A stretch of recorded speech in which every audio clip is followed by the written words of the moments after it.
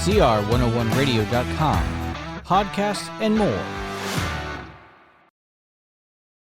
40.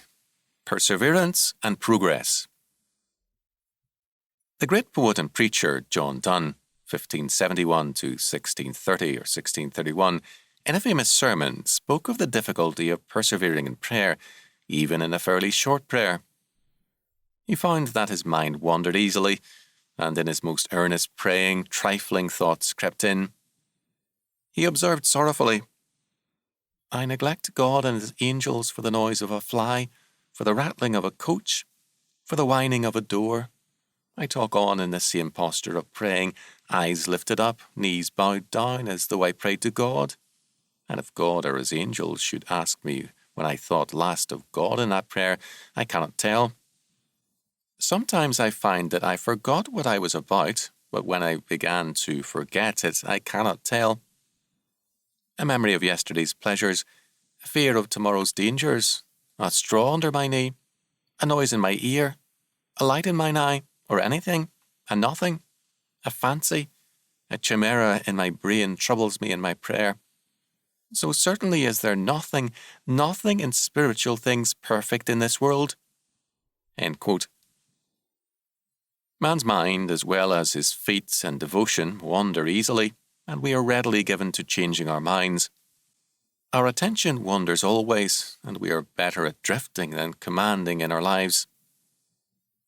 Yet Scripture makes repeatedly an amazing statement about us, namely, that we shall persevere in our faith. When we are in the state of grace, we persevere therein to our life's end. This, however, is not our doing. We, quote, "are kept by the power of God through faith unto salvation," 1 Peter 1:5. Moreover, we can be, quote, "confident of this very thing, that he which hath begun a good work in you will perform it until the day of Jesus Christ," Philippians 1:6. This is a fact of inestimable importance. Men, apart from Christ, tend to be as firm as sand and as solid as water. They cannot be depended on. To trust in man is to risk disaster.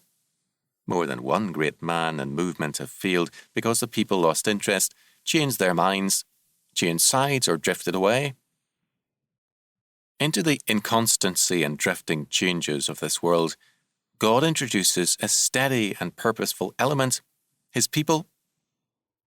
The people of God are not immune, as Donne so clearly saw, to a drifting mind, but, as he saw with intensity in his many sonnets and sermons, they are always recalled to their ordained path and duty, and they persevere therein by the grace of God. Pagan philosophers observing man's drifting ways spoke of history as being cyclical. All things for them were and are meaningless.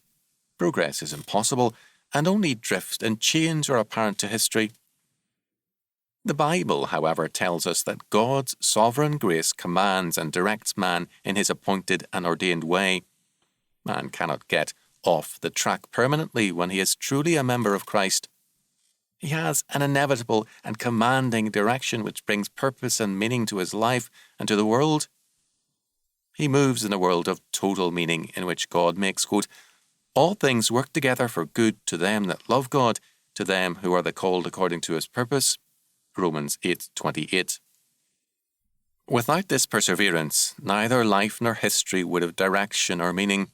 With it, they fulfill God's glorious purpose.